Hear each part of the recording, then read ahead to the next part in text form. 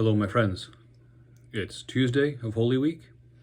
We're on day 36 now of our 40-day reading challenge. We're in the middle of the crucifixion. We're in Matthew 27 today, starting at verse 27 through verse 44. Pilate has washed his hands of the whole thing. He doesn't want to be associated with the death of an innocent man, so he literally washes his hands and tries to declare himself clean, but of course he's not. Pilate will forever be associated with Jesus' crucifixion. But the verdict is passed. And now all that's left to do is to go through the gruesome details of the execution itself. Pilate hands Jesus over to the soldiers, and the soldiers have their fun. I don't want to dwell on the graphic and bloody minutia of the event itself of Jesus' death. There are plenty of articles on the internet. Do a little search, watch a Hollywood movie. They actually they can portray the graphic and brutal nature of death by crucifixion better than I can summarize it in a couple of minutes. But I do want to point out one small detail of grammar. Sometimes the way the biblical writers phrase things has more implications, more importance than we recognize. And there's one small piece in this account that Matthew writes that gives us an idea of just how repulsive Matthew found this whole event. Go back to verse 35. Chapter 27, verse 35. And notice something unique about that verse.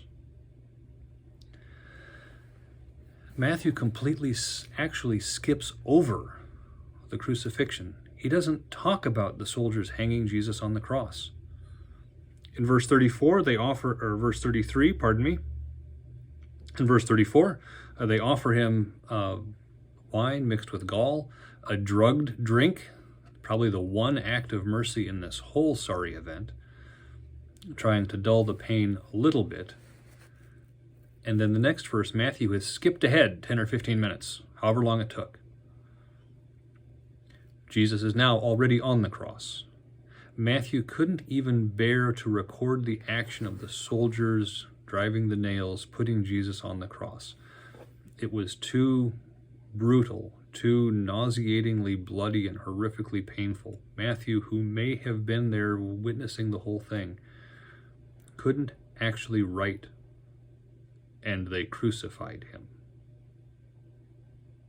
He just skips over to, and after they had done it, then they started casting lots for his clothes. I think that gives us a hint at just how awful this was. And then to make matters worse, as if the pain isn't bad enough, Satan himself shows up. Now Matthew doesn't say that exactly, but if you go back to the temptation narrative back at the beginning of Jesus' ministry, when Jesus goes out in the desert for 40 days, remember at the end of it, it says that Satan, the devil, left Jesus until an opportune time. What could be more tempting than to make the pain go away at this moment? Notice the words that the bystanders are yelling at Jesus. It's almost a perfect echo of the temptations that Satan gave Jesus in the desert. If you are the Son of God, do this. If you are the Son of God, come down from the cross. How tempting it must have been to prove to everyone once and for all that he was the Son of God by calling down legions of angels and triumphantly coming down from the cross, except that wouldn't have been a triumph at all. That would have been a defeat. Because it's only through death that sin can be defeated. He has to die. That's the whole point.